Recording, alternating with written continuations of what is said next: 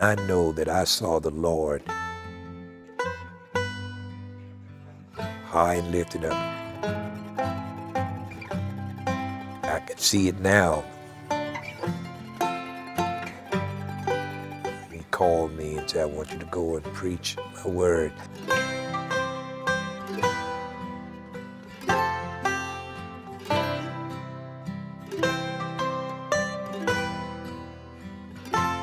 I was born February the 24th, 1954 in Williamsburg County. That's in the town of Salters, South Carolina. And I was born on what we called at that time Caesar Farrer's place.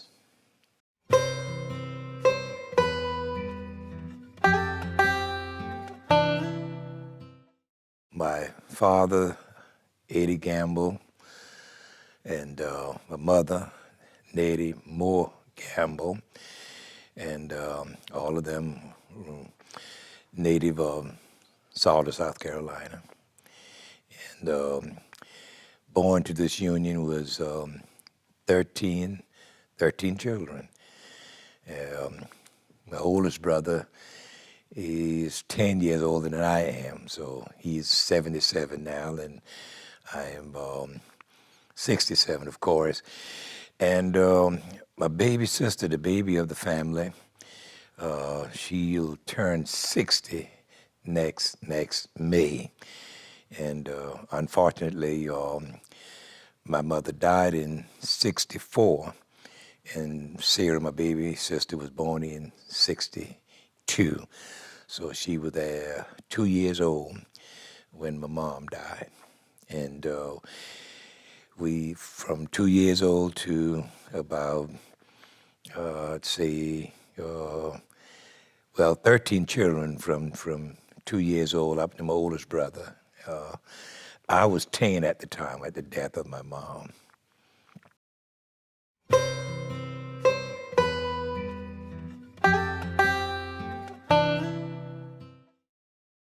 Growing up in Salters, we, as I said earlier, I was born on Caesar Farrer's place, February 24th, 54, and we stayed there probably about a year. And we moved on, Mr. J.G. Lifer's farm, where my daddy shared crop. And we stayed there perhaps from 55 to probably, I would say, 58. And of course, at that time, we moved to my granddaddy's place, him and my grandmom. And of course, he died. He'd already died. He died about 56, my granddaddy. And that's where I really grew up, right there, with my siblings and my dad and my mom. And one of the things that was very interesting was in 1959 is when I started to school. And I was 5 years old at that time. But it was a blessing, growing up with that many siblings, and we all enjoyed each other. Dad farmed, and he also worked outside as well, in the sawmill industry and things of that sort. And then my oldest brother practically would take care of the farm and keep us pretty much straight. Yeah.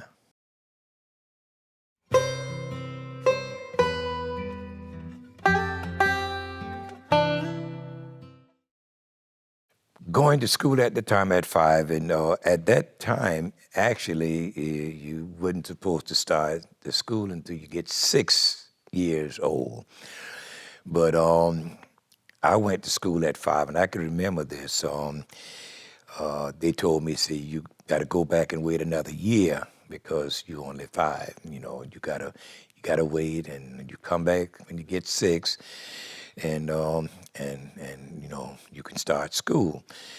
But I remember, I said, I want to go to school. I said, I don't want to go back home. I said, I want to go to school. I want to start now. And I actually started crying. And they said, well, you really want to go to school? I said, yes. I said, I want to go to school.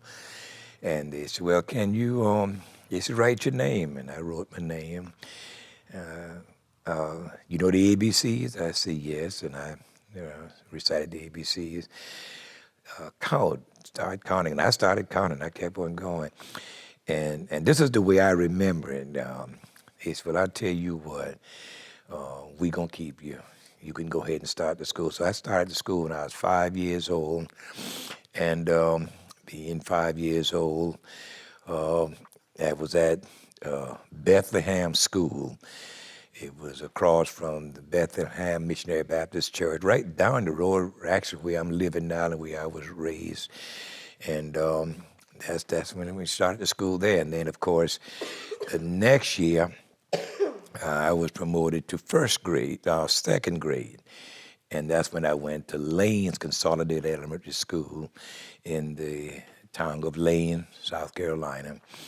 And my teacher there was Miss Mary Warren, my second grade teacher.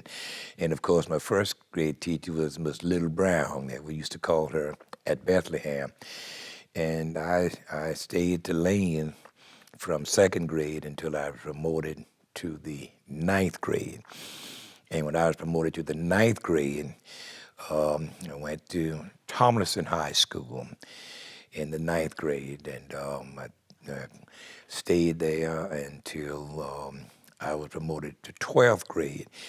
And during that time, that was when the schools were segregated, and our class was the first one, well, the 1970 class was the last graduating class of Tomlinson High School, which is in Kingstree. And our class was the first class for the 1970-71 school year. And our class was the first one to graduate from the Kingstree Senior High School, which is in Kingstree as well. And all of the schools were pretty much segregated at that time. And that was my last year in school, 70-71. And of course, like I said, we were the first graduating class of the new Kingstree Senior High that brought the blacks and the whites together.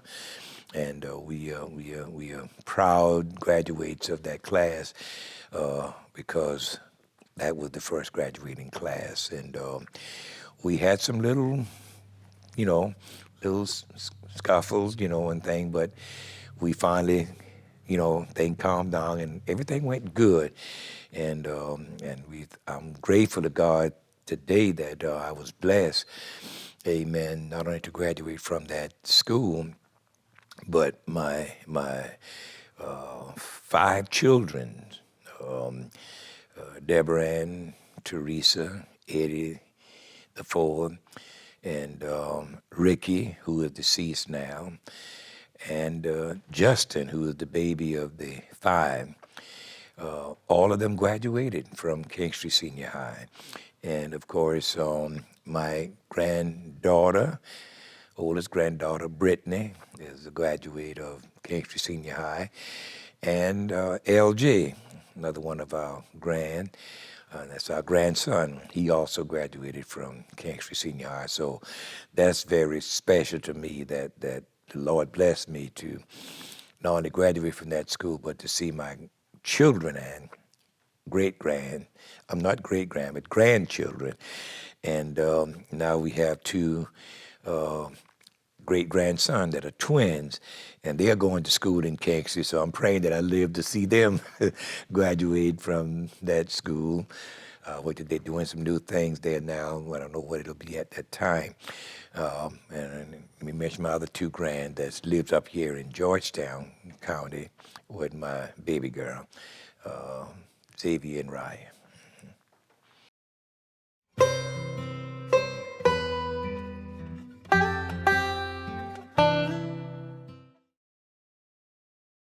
Well, I met my wife when I went to Tomlinson. I met my wife, Martha, Ann Fulton, Martha Anna Fulton. I better get that right because it's Martha Anna Fulton. I met her. I met her when I went to Tomlinson, and how we got together was we had a friend of hers who introduced us, and it was a social, and she asked me. They asked me what I consider, well, why don't you don't take her? And I asked her to be my guest at the social, and I think I was probably in about 10th grade at that time, and she went with me, and she was a few grades under me. She was in 8th grade perhaps at that time, and at that night, that's when I asked her to be my girlfriend, and she said, "Yeah, I'll be your girlfriend." And the sad thing about that, after she said she'd be my girlfriend, and I never was a dancer of any kind, and the first dance I had with her, it was, we used to call it back then slow drag. Y'all young folk don't probably remember a lot that, but that we used to call it slow drag. And I didn't do too good. And after that, I don't think I see her anymore after after the dance. Other than, she looked like she tried to avoid me. So I thought, oh, I done flunk out here. And so after the social that night, after the dance, um, I would see her at school, and we just saw each other and keep walking. And so one day I said, "Look," I said, "didn't you say you was gonna be my girlfriend?" She said, "Yeah." I said, "Well, why you laughing and come back?" And she said, "Well, uh, and she actually didn't want to tell me she didn't like the way I danced. I just was, I don't know whether she said, man, I couldn't breathe. You was holding me so close," or whatever the case was. She said, "But yeah, I want to be your girlfriend." I said, "Okay, so we a girlfriend and boyfriend." She said, "Yeah." And then we got back in, and from that on, I mean, we was, in and out as most couple. But the Lord bless us, and in 1971, we uh, we were married. Yeah, we got married in 1971, the same year I graduated. Unfortunately, she came out of school to marry me, and I always regretted that. But she said, "No, when you left, I was going with you." And the Lord bless us, and we got married July the 29th, 1971. And we got married and moved out on Highway 521. Some of you might know where the prison is now. We was almost scatter corner like from the prison on the opposite side, and we stayed out there from 1971 until 1976 on Mr. Amos Odom place. My rent for the house, and he said, "Well, let's give me $8 a month." So I was paying like $8 a month to live out on his place, and he just really was glad to have someone out there just to keep the place up. And of course, we stayed there until 1976. Three of our children were born there. The three oldest, Deborah, Teresa, and Eddie. But Eddie was born in 76, so in 1976, where we are living now, that's when we bought the house, we purchased the house, we built the house there, where we are now, and Eddie probably stayed in that house probably a month. I think about a month. But the Lord had blessed us, like I said, with the five children. And this past July 29th, we were married 50 years. And the funny thing about it, we were young. I was 17 and she was 16. And, get married that young, folks had their doubts. And they said, ain't no way in the world these little children going to be able to stay together. And some predicted 6 months. After get a year, they'll be doing good. But I doubt it to be 6 months. But we've been married 50 years, and I already mentioned the great grands. I'm fortunate now to have two sons-in-laws, and of course, a grandson-in-law as well. So what started in perhaps ninth or 10th grade uh, been a blessing. And like I said, we stayed out there uh, on 521, and the only house was out there was ours. And another older gentleman, Mr. Salters, Booger Salters, we used to call him. And he lived on the same side the prison was on. But uh, we stayed out there, and one of the things that I wanted to do was, get her, you know, in a community where, and so we were fortunate to buy land over where we are now, and where I have other siblings that's we like back to back, and so we all live there together. And even right now, I have two sisters further down from where I live, and I have a brother right pretty much in the back, two brothers in the back, and then a nephew now lives on the in that area as well. So we've been there since 1976. I think we probably moved there in about 1976, probably in about September or October, because it was there. Uh, I remember when I preached my initial sermon at the Central Missionary Baptist Church, of course, of Salters. My oldest son was about a month old, and like I said, he did born on Mr. Amos Odom Place, but he didn't stay no more than about a month. So I think about September, October, when we moved in the house that we're really staying in now. And like I said, that's when I preached my initial trial sermon. Um, I think it was September 26th, I think, 1976. But prior to that, I was Sunday school superintendent at our church, over the finance committee, and later was ordained in 1974 as a deacon. And of course, in '76, we preached our initial sermon, and that actually began my career or ministry as a preacher pastor.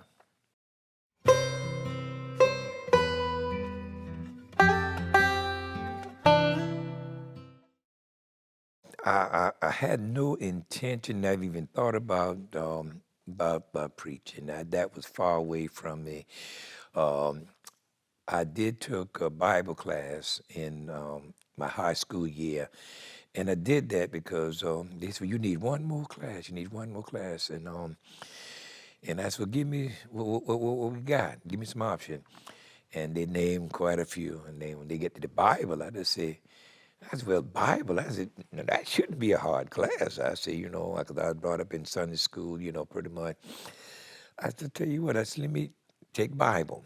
And I took that Bible class, and my teacher was Miss Cunningham. Miss Cunningham, her husband was a veterinarian in Kingstree, and that was my Bible class teacher, and I wondered why. But the reason was because I thought it would be something I could handle, and I guess that's a poor reason for taking Bible, but that was what I was thinking. And but I always loved to read, and I always was excited about books, and and I always loved writing. And had a teacher, Mr. Bruce Floyd was my English teacher, and he had to do a lot of writing, and I was always excited about writing. I just letters. I mean, I just write all the time. So um, all of that to me was preparing me for ministry. And like I said, when I got into the church, I fell in love with the church. I got saved and really into the church, and I got interested in the work of the church, and that's the Sunday school superintendent. I had the privilege to lead the Sunday school, and then, of course, I would have opportunities as well to teach, and all of that was sort of steering me into the ministry. But at that time, I still had no intention of going into ministry. I just was doing it because I was doing what I loved doing and enjoy doing. And of course, that went on for a while, and then I decided to start a class teaching a Bible study with my sibling, this one that was still at home. And so what I would do there is I would we would go from, I'd go to their house because they were still, some of them were still in my parent old house, and we was living on 521 at the time, but I would be back and forth. I would go to them one Friday night. They would all come back to our place on Friday, and I'd actually teach the Bible to them. And then we would also we would take up little monies, and because I had some small sisters, only had one brother at that time that was home with them, but all the rest of them was girls. And so we would take up money, and then of course we would the one that were working, we'd put our little money together, and then we give them if they needed anything, we'd see that they get it from our treasure. And I used to tell folk that with my first congregation. And then, of course, and in taking up monies, we said, okay, everybody got your money for Sunday? Anybody needs some help with your pastor support or church offering and stuff? And if they said, well, something, well, I don't have mine. We'd give it to them. And so all that was sort of, sort of leading me and catapulting me into ministry. So later I started feeling the call on my life to preach. And I would talk it over with my pastor, Reverend James E. Counsel, who was deceased as well. And he would coach me along the way. So it got to the point where I really felt that this is the call, for me to preach. And of course, it go back to when I preached my initial sermon in 1976. And that really began, that got me really, and it was so beautiful, and I know it was God, because I preached my initial sermon September 26, 1976. Had a gentleman from another church, St. Matthew Missionary Baptist Church of Salters, and that day he came to me, he said, I'm going to be the first one to give you an appointment to preach. And he called me to his church, St. Matthew Baptist Church. Probably in a few weeks, I went there and preached. And so the history of that is that my first sermon, after my initial sermon, Mr. Albert Granison gave me that opportunity. And I've been preaching about every Sunday since. I can remember going from there to Mount Pilgrim, from Mount Pilgrim to Wilson Chapel First Baptist in King Street. Mount Pilgrim, of course, it's in Salisbury, and then from there to St. James Lanes. And I mean, from that point up until now, I could almost say that I've preached practically every Sunday since. Folks, why I'm serious. I never even got back to my home church to just sit in, because my pastor told me, look, I done licensed you to preach. I'm pastoring here. If you get a call, you go. And that's what I did. And I've been preaching, like I said, about every Sunday, with the exception of a few Sundays I was off.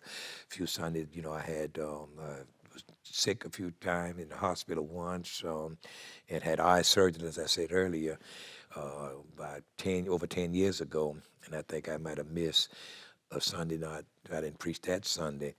But most of the Sunday after that, then I was called to revivals. I preached my first revival the same year I preached my initial sermon up in Orangeburg, South Carolina, where my pastor was the pastor of I think it was Mount Carmel Missionary Baptist Church. And he said, man, I want you to come and preach for me. And I did 3 nights there. Did a week that same year for a good friend of mine, Reverend Dr. Herman Gibson. And that was a 5-night revival. From that point on, I was in revivals, night after night, weeks after weeks. And it just was, it was such a blessing that the Lord would bless in that way. And my family was so supportive. My dad and my sibling and the extended family, all of them would travel with me.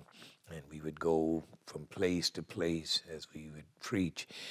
And then in 1977, they requested my ordination.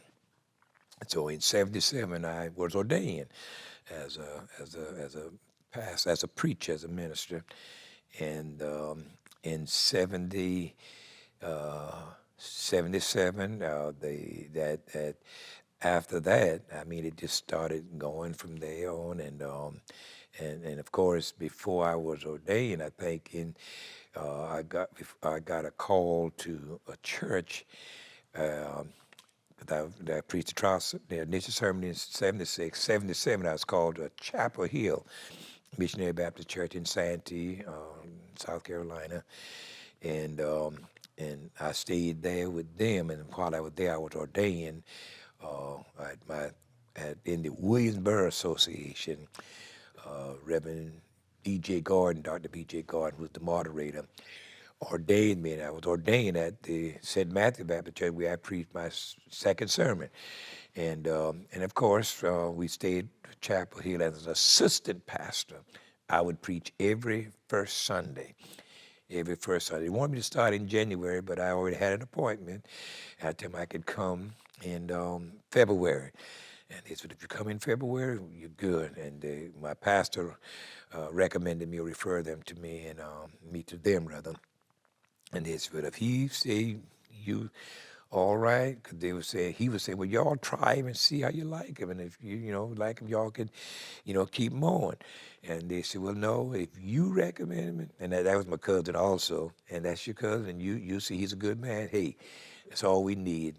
You come the second Sunday, and you stay with us until, they had an older pastor, very old pastor, and they said, well, you just stay with us, and if he retires or whatever, I'm quite sure you probably end up with the church, but I was just excited about going there, so I had a station place to preach every first Sunday, and in 1978, I was called to St. Michael Missionary Baptist Church, Workman Crossroad, that was in King Street.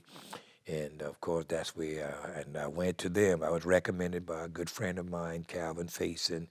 They were looking for a pastor, and he recommended me because he was working with some of the guys at Baxter Laboratory in King Street.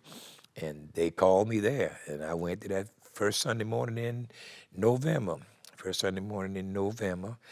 And I preached. And after I got through preaching, I was getting ready to leave.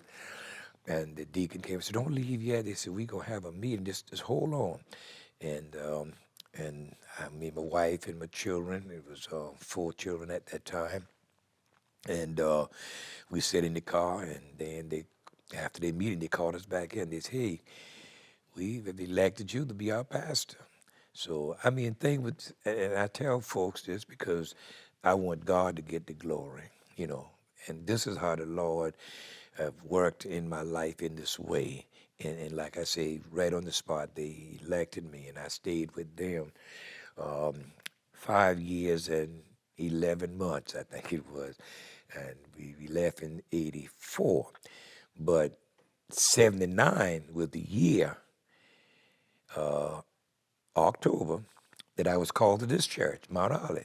1979, as I said earlier, they didn't know me and I didn't know them, but I was again recommended or referred. They referred me to this church, say, if you get him, he'll be a good pastor for you. And that was in '79. I was already the pastor in St. Michael. But at that time, most of the churches at that time, had 2 Sunday services, pastoral Sundays. So I still was available for second and fourth Sundays.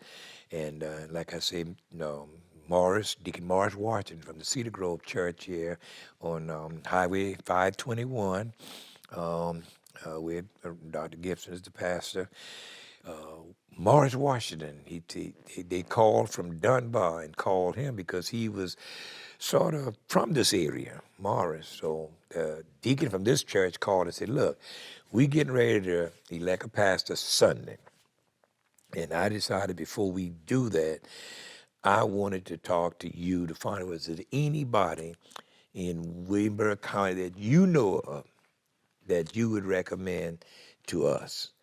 And Deacon Morris right there said, well, I know several. He said, but one I would recommend.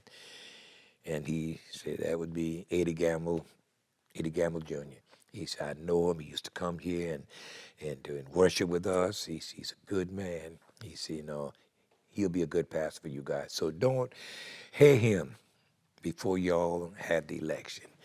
And when Morris Washington called me, he's Reverend Gamble. He said, now, they're going to have election Sunday. And that was like a Monday night he called me, and Monday after the third Sunday. He said, what we need, you need to get there twixt now and Sunday. Because I told him I want them to hear you. And I said, he said, well, what Friday night look like? Because I think, like I say, I was fortunate to be, I stayed booked. I always had somewhere to go to preach, or do something in ministry. I said, well, that Friday night I was supposed to go to church in King Street. He said, well, I'll tell you what. He said, do you have anybody you can get to go in your place? He said, you go with me. He said, I'll come. He said, you come and pick me and my wife up, and I'm going to take you to Dunbar, because I want them to hear you before they, to meet you and hear you before they have election. That's okay, I can arrange that. And what I did was I called and get a young man to go in my place, and we went to Deacon Morris, Washington, that Friday night, picked him and his wife up, and I think the baby at that time was about a year old, because Ricky Boney 70, and this was 79. And his wife and my wife had the two smaller children, and they holding them in their arms. And we came here, and when I got here, Deacon Morris said, well, let me introduce him because nobody in here knows him. And that was the first time I ever stepped foot in this church. And he introduced me, and then I got up and preached. And when I left here that night, they said, well, we enjoy you. And we had, I think we took in three young people came up that night and joined the church as a candidate for baptism. I think it was two or three. That might have been just two. And I went through, would take that through the motion and everything. And they said, we like you. And they said, but, we go have you as a candidate, and we'll see how it go. We can have election Sunday, and if you and they use that phrase. They said, now, if you the one that all is poured on, we'll call you.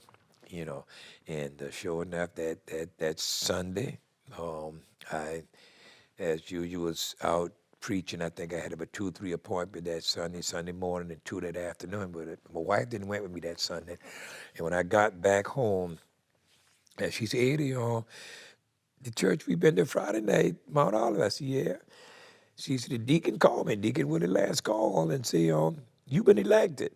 I said, what? She said, yes, you've been elected. They said, we just want to let Reverend Gamble know that he's our pastor. And I was excited. And so that's been 42 years ago. We celebrated the 42nd anniversary here last October. And it just been a blessing. We've been working. This God has been good, and we still we have a member that is like 101 years old. Miss Arlie Belgrade, December 25th. She'll be 101 years old, and I was here to a memory ceremony, right, to funeralize her mom. And she probably was about 59 or something at that time. We've seen so much happen in those 42 years. And to God be the glory. I thank him every day for this congregation. And of course, when I left St. Michael in '84, I was called to Ebenezer Missionary Baptist Church. January, the pastor who was the pastor at that time, Reverend James Graham, he called me and told me that he was resigning as pastor, and he wanted to know would I come and assist him for the duration of time that he had before he would be leaving. And because I know I heard that you've left the other church, and you are available first and third. My intention at that time, hopefully, was to come here full time at that particular time, but again, they weren't ready to make that transition to full time every Sunday service.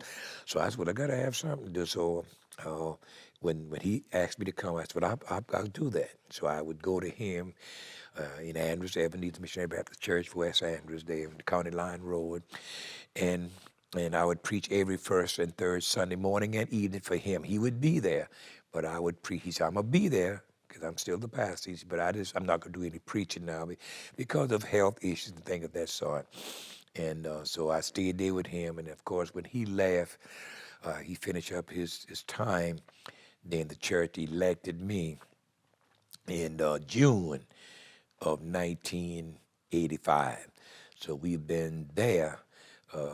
We celebrated our 36th anniversary this past August there, and so the two churches we still first and third there, and second and fourth here, and we do a fifth Sunday. I usually have a fellowship service at Ebenezer on every fifth Sunday. So the both of the churches, they're up and doing good. They in the Jerusalem Association. I became a member of the Jerusalem Association when I joined this church. When I became the pastor rather of this church, then I became a member of Jerusalem Association that covers about 5 counties now. Um, you know, Williamsburg, Sumter County now, Georgetown, and I think it's about 2 more other counties that we cover, total about 42 churches.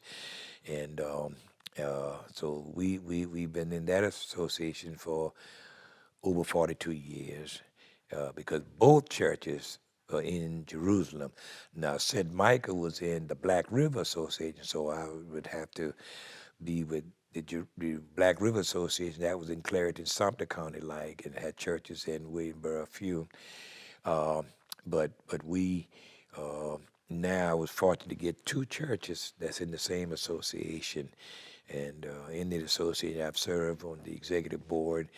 And a few years ago, 6 or 7 years ago, um, I was elected vice moderator of the Jerusalem Association. And our moderator, Dr. D.L. Grant from Sumter, he is the moderator, and I'm his vice. And so great things have been happening. We are part of the National Baptist Convention of America. We call it the NBCA, where we support foreign mission, home mission abroad.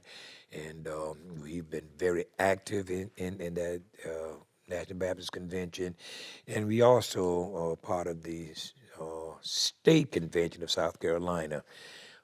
Dr. Donald E. Green is the president. And so we are mission minded.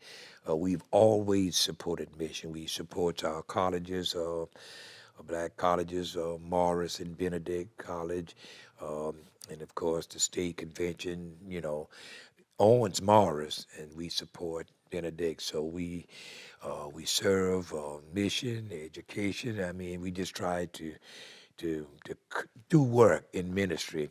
And as I said earlier, I didn't have any ideal that God had all this, in store for me, but I'm enjoying it. We've suffered like everybody else with the pandemic, but fortunately we are still strong.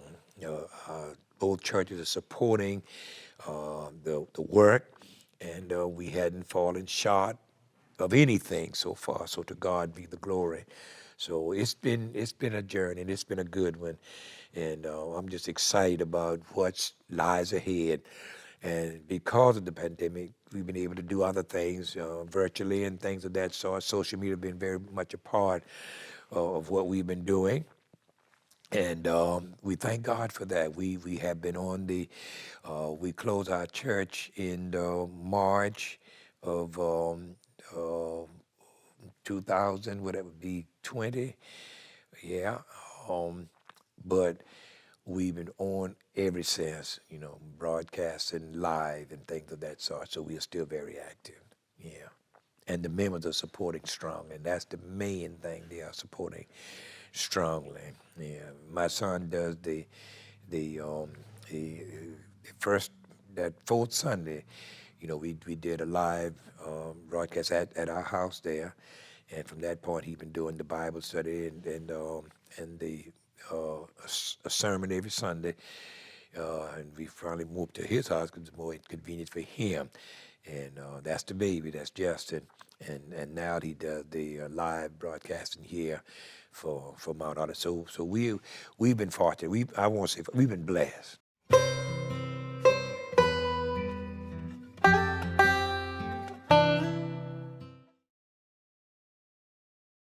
The first physical situation I had was in probably about 81 or 82. And like I said, I think I was in the hospital about 2 weeks. Psychosis, I think that what they say it was. It's a long disease. And I was having trouble breathing, and I'd go to coughing and couldn't stop. I had to change clothes sometime twice in a night because I was sweating so. And well, we finally found out what it was. Dr. Graham, Tony Graham, was my doctor at that time, and he put me in the hospital. And I'll be honest, even at that time, I thought, I said, Lord, I said, you brought me this far, and look where we at now. And but he delivered me. He actually, according to my doctor, God healed me. God healed me because the situation I had with my lungs, no way I could have preached, you know, because he described to me. He said your lung was like corroded up. He said that's why you're having problem breathing and things of this sort. He said we gonna get to the bottom of it, and thank God he was there with me every step of the way. He put me in the hospital, and when he found out what it was, he started treating me for it. And when I came out of the hospital, he continued to treat me for it.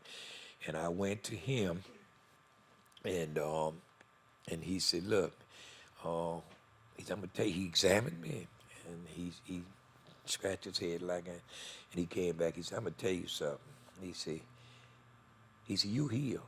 I said, "What?" He said, "You heal." He said, "I'm telling you." He said, "When you came to me," he said, "you were the sick man." He said, "I prayed for you." He said, "I felt for you." He said, "Because I know God was using you. And I talked to God for you." He said, "I'm here to tell you after this examination," he said, "you heal." I said, "Dog," I said, "Well, thank you, dog." I said, "Thank you for your service." He said, "No." He said, "It ain't me." He said, "It's God." This ain't nobody but God. He said, "God heal you, man." He said, "I did what I did, but the healing came from God." And I said, "God," because I got people on the same treatment that you on. He said, "They're not improving, some not even, they maintaining these, but I checked you this now." He said, "You heal." And he said, "You don't have to," I'm a monitored. But the way it look now, he said, "No more treatment, no more medications. You good." I said, "Man," he said, "This is a fact."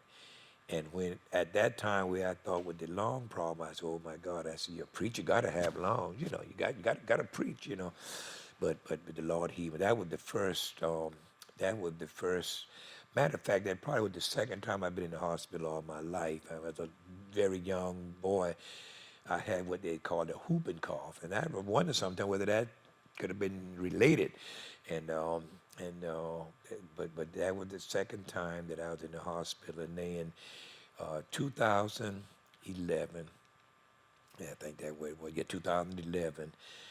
At that time, I started a brick construction business, and I was just doing brick work at that point. Uh, so my eyes, I got up one morning, and I was driving. I went into town, and I noticed my eye just thing just started clouding out, and I'm like, "What's going on?" And I went in CVS and I bought me a little magnifier to try to help bring things larger. And I can remember crossing the street from CVS in King Street, Long Street, and went to pay a gas bill. And when I went to come back across the street, I was scared because, it was steady cloud. But I did, got back across the street. I got in my vehicle and I head this way because I had a death and I was going to do the order of service for the family of the deceased. And I got to Mingo 41 there where you make a right, go to, um, make a right, go to Andrews and make a left, go to Hemingway. And I looked both ways. I said, oh my goodness, I can't even. And I mean, it was just clouding up. And I said, well, Lord, I said, I'm going to say a prayer. I said, I'm going to have to shoot across here. Lord, don't let nothing hit me. And I got across. And when I got here, I went to my study. And I called my doctor. I said, man, I'm having problems. Man, my eyesight is gone. It's leaving me, man. So they said, well, come to us Thursday. Yes, that's the earliest we can take you Thursday. So I went on, that was a Tuesday, and I went on and did the order of service. And I can remember some of the members were there. And he said, Reverend Gavin, he said, you can't see. I said, man, my thing is it's leaving me. And they felt so sorry for me. Minnie Ruth Ford, I never forget, her and her sister were there, and they cried. I said, I'm going to be all right. I'm going to be all right. So I got them to read the scriptures and write the order. And I went on back to Andrews that night because I had a meeting back at the church here that same night. So my wife drove back. And when I came, I did the meeting. We had a vehicle in Andrews at the parsonage there. We left one and we just ride together. But when I left that parsonage that night in Andrews, Ebenezer Parsonage, I followed her and I just watched the light. That's how I was able to drive back home. And when I got back home, um, next morning, I look outside, I couldn't even see my mailbox. And I mean, it's like, I usually could stand on my porch, it's about, maybe, I know it's 100 feet away, and I'm looking, and that was it. And when I came to do that funeral the weekend, I couldn't even see the Bible, couldn't see the scripture, so they had to really read for me. And then after they read it, then I preached from the scripture they had read. And I said, this is it. But at that time, I was thinking, Saturday morning, after the funeral, Saturday, Sunday morning, it's going to come back. Because I went to the doctor, and they gave me some drops and everything. And when I got up Sunday morning, because I was still, I wasn't worrying about it because I thought it was just an episode. And so I was happy Saturday when I did the funeral. I was happy. I was like, because I knew, hey, this go pass. And when I got up Sunday morning and still couldn't see, and I came here and still couldn't read the scripture, I'm saying, now it's serious. And so that they diagnosed me with having a advanced case of glaucoma, and they told me that they would need to do surgery. Um, the rectal or something, they called it in the eye, was detached and they needed to operate on that. So they did the surgery. And on the 29th of July, our anniversary, our marriage anniversary, when they did the surgery. We went up there that Thursday night. My oldest daughter and then the youngest of the five children, and we stayed in Columbia, Palmetto Hospital Baptist that Thursday night. We had to be to the hospital 4 day that morning, and we went there and they did the surgery, and we came back, and I was like, Lord, I said, look at this is it. I can't see, and that I would think that with the exception of losing our son to an accident in 2000. That was one of the rougher things that I went through. And of course, my wife, she had cancer, and Lord heal her from that. Those were the three things in my life that was really It was hard. But the not be able to see was so frightening and so scary. But thank God for yeah, Tina Rice. Tina Rice encouraged me. She told me, she said, you can make it. You know, yeah, you gotta. God ain't brought you this far to leave you. You got to get on, look, get on out and do what you got to do. And I did, and she was strong, so supported and encouraging. And so I started coming. So the church told me this. Look, you don't have to come. Stay at home. And he said, no, I feel better if I come out. Let me come out and just. I said, and I'd have to feel my way in and out and everything, and they would keep an eye on me. But all of this was encouraging me to go on. Don't give up. If you stay home, it's gonna be it's gonna be harder for you. Just get out. And so we started doing that, and then things started getting a little bit better. And what I do today is Justin showed me how to, you know, go in the computer, and of course copy and paste and all that kind of stuff and make it large. So how I do my scriptures now, I have to blow it out. And he helped me with that. And I had a nephew came over and he set up my big screen TV with a I call it a cordless keyboard, so I could just hold it up and see it and to show you how the Lord worked. He had people right there when I needed someone to help me and assist me. He had someone right there, and so we didn't stop. I might have stayed.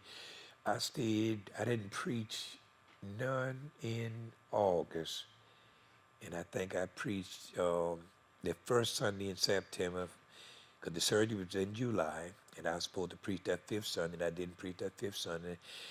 But the first Sunday in August, well, we got someone to preach at Ebenezer, and the third, and then someone was preaching here at Mount Olive for me. But the first Sunday, I think it was in September, I preached at Ebenezer for the first time since the surgery. And then I came here the second Sunday, which would be the church's anniversary, and I preached.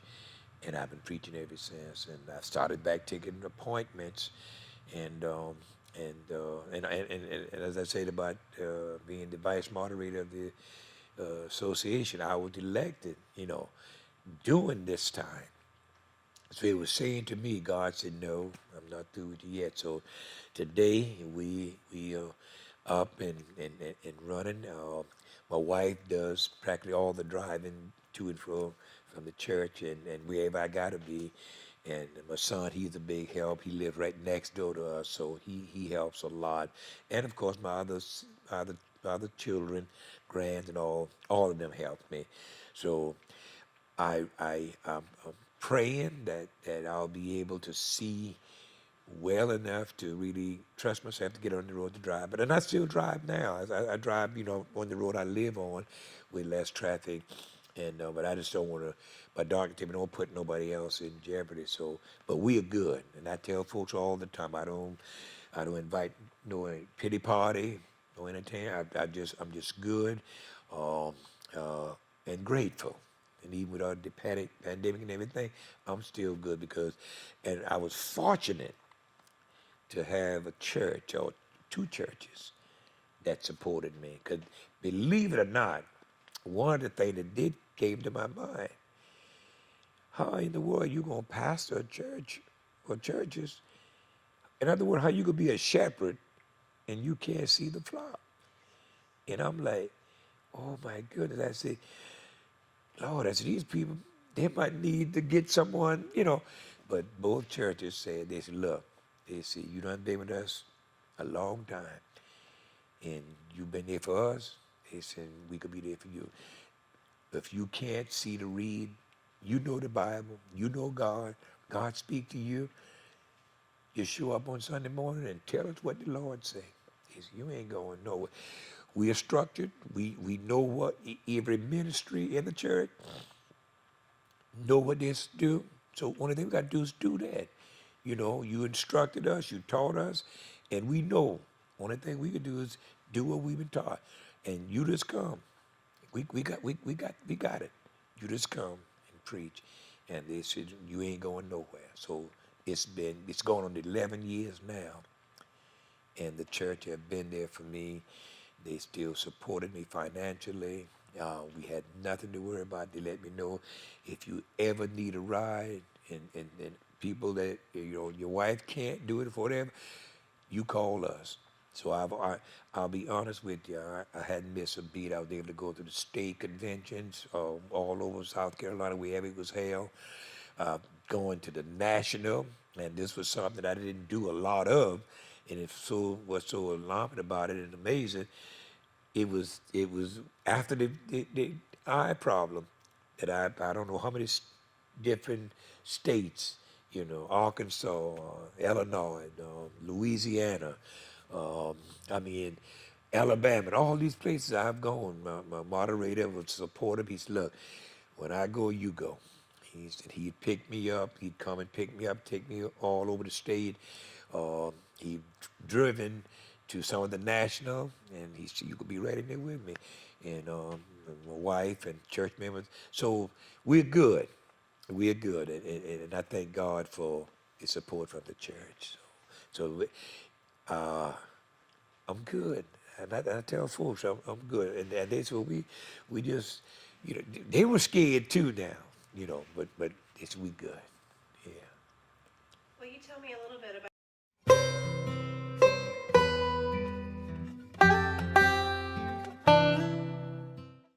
Okay, well, I have, like I said, when I came here in over 42 years ago, I got involved with the schools.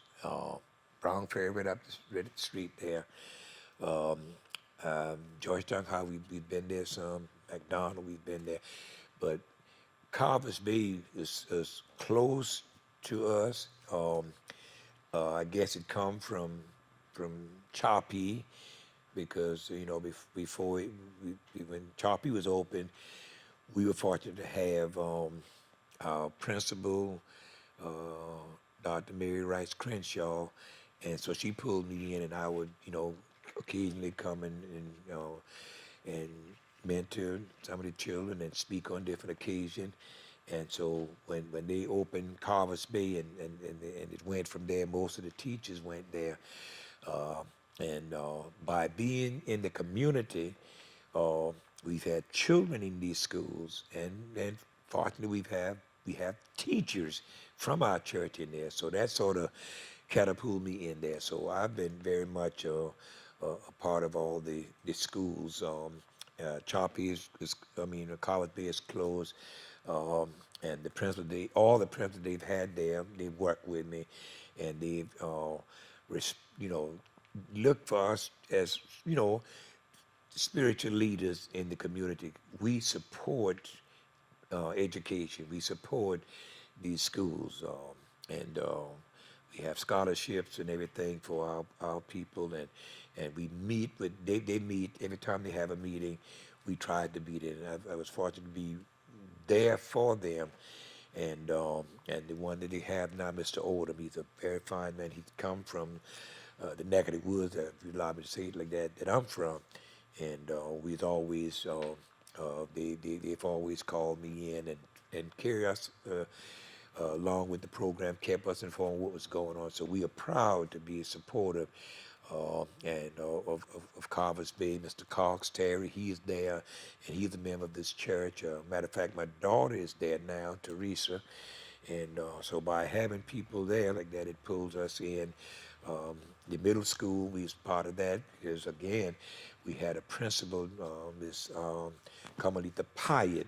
She served as she was the principal there, so that pulled us in, and we have people in the secretarial in the office and all that stuff. So that's sort of they keep us informed. So we support them.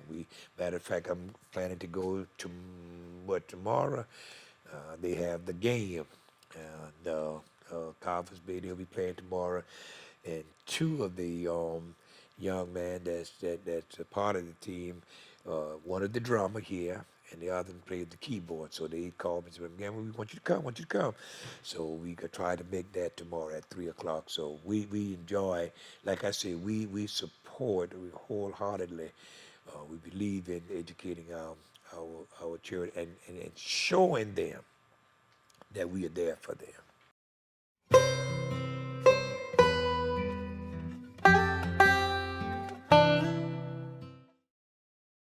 Being uh, privately, and I want to think that I'm one of the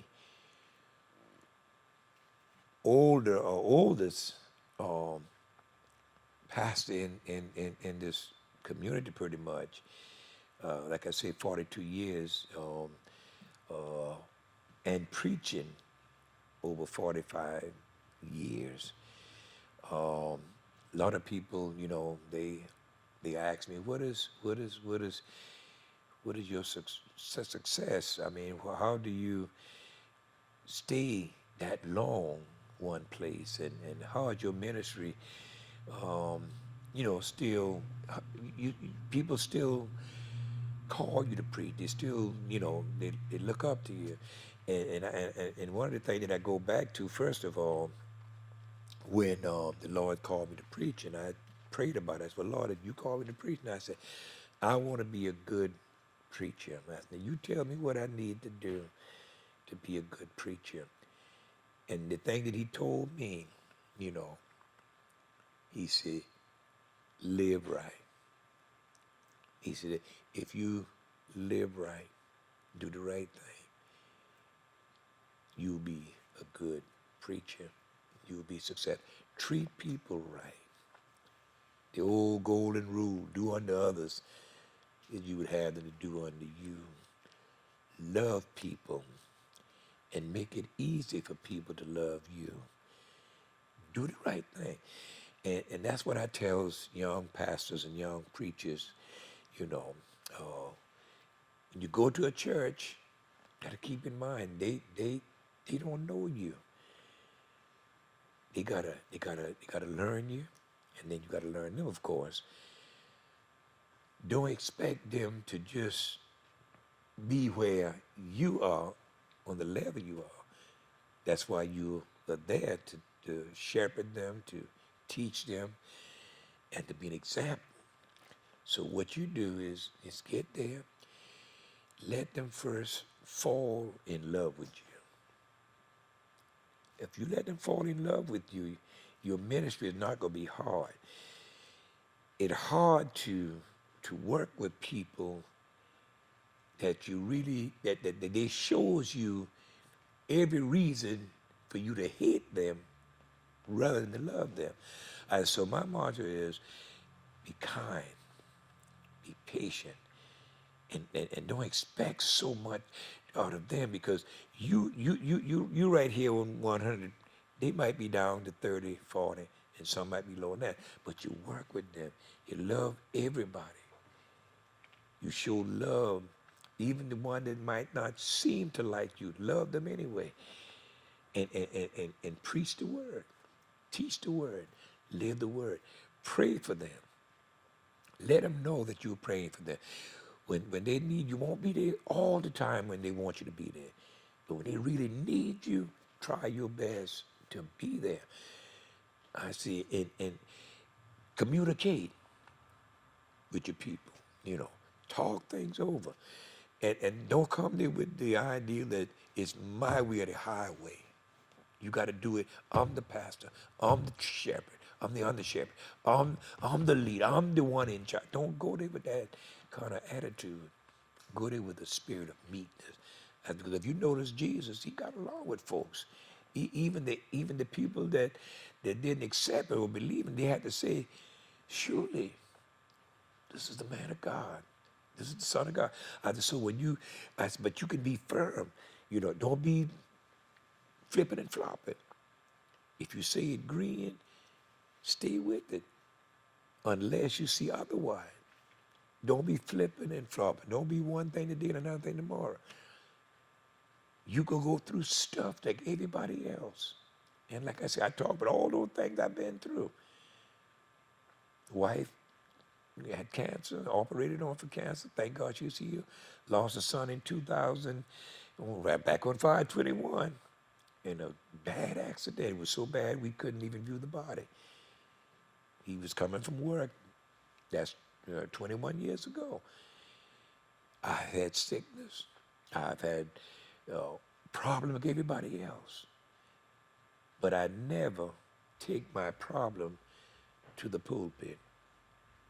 I pray about it and ask God to give me strength. And my congregation, both congregations that I'm privileged to serve, they can tell you whether I'm having a bad day or a good day. They will never know when I step in that pulpit to preach. Don't fight from the pulpit. If you have an ought against somebody, you might have had a dispute,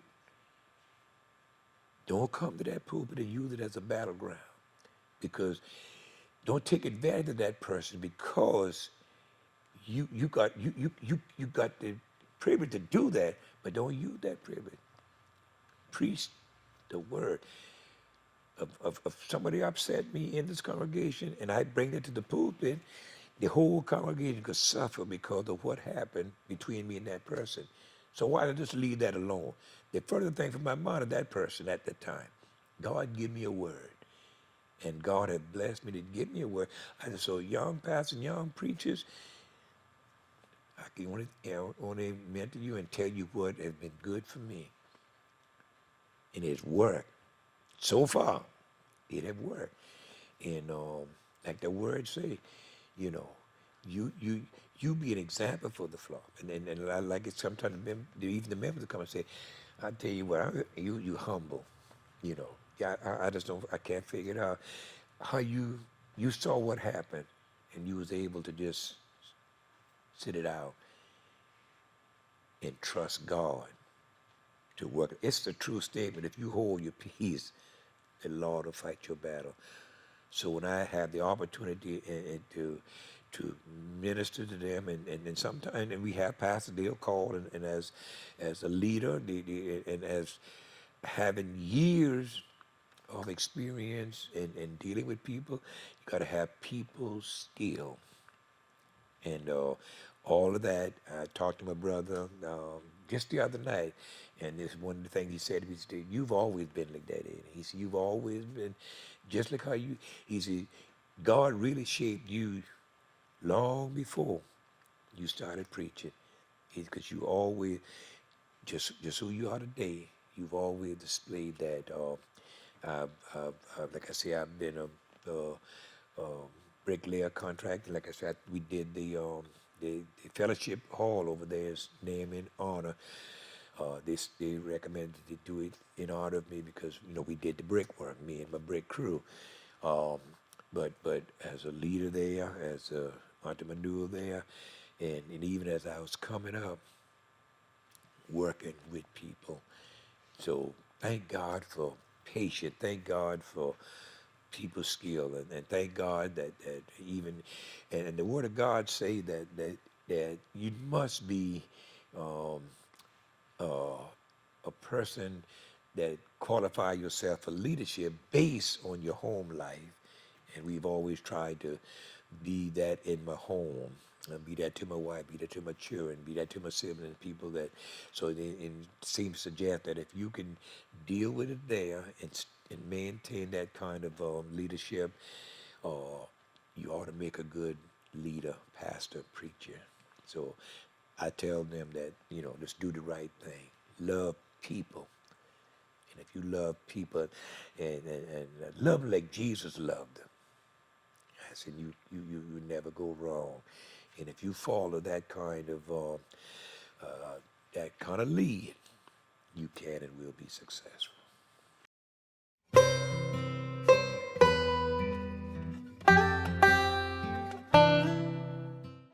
Yeah, if it's all right, and I didn't mention that in the other things I was talking about, but I feel like I would be doing just if I mentioned the fact, and I did touch on it somewhat, that my mom died when she was 40.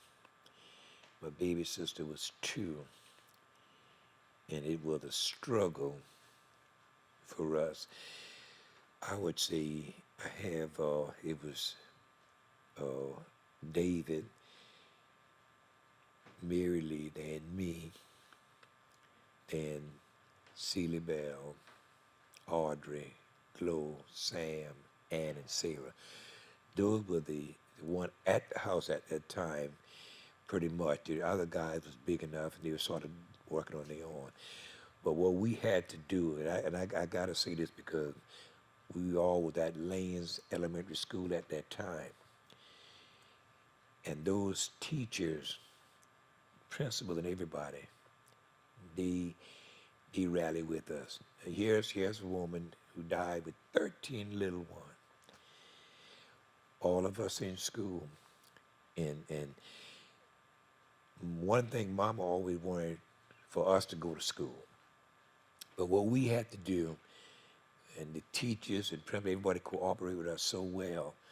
What they had to do, what we had to do, the three older ones, David, Mary Lee, and myself, we had to stay at home with the smaller one. It was three, 2 years old, and probably the next one, but 3 or 4, and my baby brother was but 5. I think the rest of them was in school, but we had to stay and take care of those three. So we had to, if Jumper stayed home Monday, then Mary stayed home Tuesday, then I stayed home Wednesday, and we had to turn right back around and rotate it. And we did that by the help of God and the cooperation of the people. They did an extraordinary job of working with us. They went out of the box really to really help us with our lesson and everything. And when, you couldn't miss so many days out of school, but they cooperate, they work, they tell everybody, look, when we go to the next class, this family suffered a great loss. So we need y'all to help us. And each one of those teachers did that. And to all of us got in school, and all of us got in school, that everybody went and come back home. So I definitely would like for that to be known, that even though, and Daddy had in 13 little one at the house, what, 13 children, the rest of them was older when Mama died. But my dad, he stuck with us. He did, because he was a young man. He wasn't but 40 years old. So he was a young man. And one of the things that he said, he was going to never marry again. He didn't want anybody, over his children. So he was going to stay. So I want to got to give a shout out to him. He went on to be with the Lord at the age of 92, 7 years ago. But he did a good job. And thank God that all 13 of us, we all doing pretty good. Um, we, like any other family, we had problem, and everybody do different things, but the whole overall, I think we did good. And I definitely want to mention he have two additional children, a son and a daughter that have been a part of our lives all the time, and we love and appreciate them well. So it's actually 15 altogether. Mom and Dad had 13, and then Daddy had a son um, and a daughter. I think the son, I talked to him last Sunday, and he'll be 82 years old in March. So we are, thankful to him. And because of him, that's where I got my brick trade. When I came out of school in 1971, I went to work for him and learned the brick trade, and that had been a blessing to me. And I got away from it after so many years, but I got back to it uh, in the latter part of my life, and I decided to go into work for myself. So because of him, so I would consider it robbery if I didn't mention him, and of course my other sister as well.